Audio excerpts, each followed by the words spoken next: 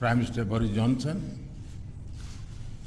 distinguished delegates, media के हमारे साथी, नमस्कार।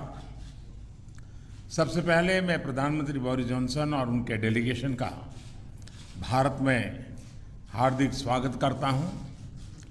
प्रधानमंत्री के रूप में भले ही यह उनकी पहली भारत यात्रा है, लेकिन एक पुराने मित्र के रूप में वे भारत को बहुत अच्छे से जानते हैं, समझते हैं। पिछले कई वर्षों से भारत और यूके के संबंधों को मजबूत करने में प्रधानमंत्री जॉनसन की बहुत महत्वपूर्ण भूमिका रही है। इस समय जब भारत अपनी आजादी का अमृत महोत्सव मना रहा है, प्रधानमंत्री बोरिस जॉनसन का यहां आना अपने आप में एक ऐतिहासिक पल है। और कल तो पूरे भारत ने देखा है कि आपने अपनी भारत यात्रा का शुभारंभ साबरमती आश्रम में महात्मा गांधी को श्रद्धा सुमन अर्पित करके किया। फ्रेंड, पिछले साल हमने दोनों देशों के बीच कॉम्प्रिहेंसिव स्ट्रेटेजिक पार्टनरशिप की स्थापना की थी और इस दशक में अपने संबंधों को दिशा देने के लिए हमने एक महत्वाकांक्षी रोड मैप 2030 भी लॉन्च किया था। आज की हमारी बातचीत में हमने इस रोड मैप में हुई प्रगति को रिव्यू भी किया और आगामी समय के लिए कुछ लक्ष्य भी तय किए। फ्री ट्रेड एग्रीमेंट के विषय पर दोनों देशों की टीम्स काम कर रही है।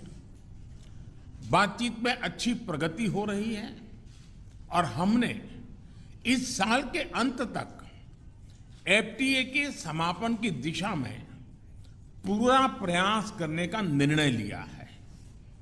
पिछले कुछ महीनों में भारत ने यूएई और ऑस्ट्रेलिया के साथ फ्री ट्रेड एग्रीमेंट का समापन किया है। उसी गति, उसी कमिटमेंट के साथ हम यूके के साथ भी एफटीए पर आगे बढ़ना चाहेंगे। हमने रक्षा क्षेत्र में सहयोग बढ़ाने पर भी सहमति व्यक्त की है। रक्षा क्षेत्र में मैन्युफैक्चरिंग, टेक्नोलॉजी, डिजाइन और डेवलपमेंट सभी क्षेत्रों में यूके द्वारा आत्मनिर्भर भारत के समर्थन का हम स्वागत करते हैं। फ्रेंड्स, भारत में चल रहे व्यापक रिफॉर्म्स हमारे इंफ्रास्ट्रक्चर मॉडर्नाइजेशन प्लान और नेशनल इंफ्रास्ट्रक्चर पाइपलाइन के बारे में भी हमने चर्चा की।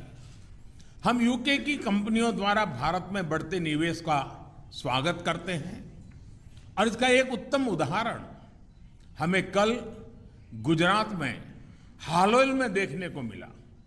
यूके में रहने वाले 1.6 मिलियन भारतीय मूल के लोग समाज और अर्थव्यवस्था के हर क्षेत्र में सकारात्मक योगदान कर रहे हैं। हमें उनकी उपलब्धियों पर गर्व है और इस जीवंत सेतु को हम और मजबूत करना चाहते हैं। इस दिशा में प्रधानमंत्री जॉनसन ने निजी रूप से बहुत योगदान किया है। इसके लिए मैं उनका अभिनंदन करता हूं। फ्रेंड्स, हमने ग्लासगो में आयोजित COP26 में लिए गए संकल्पों को पूर्ण करने के लिए अपनी प्रतिबद्धता जताई। आज हमने अपने क्लाइमेट और एनर्जी पार्टनरशिप को और अधिक गहन करने का निर्णय लिया। हम यूके को भारत के नेशनल हाइड्रोजन मिशन में शामिल होने के लिए आमंत्रित करते हैं और हमारे बीच स्ट्रेटेजिक टेक डायलॉग की स्थापना का मैं हृदय से स्वागत करता हूं। फ्रेंड्स, आज हमारे बीच ग्लोबल इनोवेशन पार्टनरशिप के इम्प्लीमेंटेशन अरेंजमेंट्स का समापन एक बहुत महत्वपूर्ण पहल साबित होगी। यह अन्य देशों के साथ हमारी विकास साझेदारी को और मजबूती प्रदान करेगा। इसके तहत तीसरे देशों में मेड इन इंडिया इनोवेशंस के ट्रांसफर और स्केलिंग अप के लिए भारत और यूके $100 मिलियन तक को फाइनेंस करेंगे। इनसे सस्टेनेबल डेवलपमेंट गोल्स की प्राप्ति में और क्लाइमेट चेंज से निपटने के प्रयासों में भी मदद मिलेगी। ये हमारे स्टार्टअप्स और एमएसएमई सेक्टर के नए मार्केट्स तलाशने और अपने इनोवेशंस को ग्लोबल करने में बहुत उपयोगी सिद्ध होगा। फ्रेंड्स, हमने क्षेत्रीय और वैश्विक स्तर पर हो रहे अनेक डेवलपमेंट्स पर भी चर्चा की। एक free, open, inclusive and rule based order पर आधारित इंडो पैसिफिक क्षेत्र बनाए रखने पर हमने जोर दिया। इंडो पैसिफिक ओशन इनिशिएटिव से जुड़ने के यूके के निर्णय का भारत स्वागत करता है। हमने यूक्रेन में तुरंत युद्ध विराम और समस्या के समाधान के लिए डायलॉग और डिप्लोमेसी पर बल दिया। हमने सभी देशों की क्षेत्रीय अखंडता और संप्रभुता के सम्मान का महत्व भी दोहराया। हमने एक पीसफुल, स्टेबल और सिक्योर अफगानिस्तान और एक इंक्लूसिव और रिप्रेजेंटेटिव गवर्नमेंट के लिए अपना समर्थन दोहराया। यह आवश्यक है कि अफगान भूमि का प्रयोग अन्य देशों में आतंकवाद फैलाने के लिए नहीं होना चाहिए।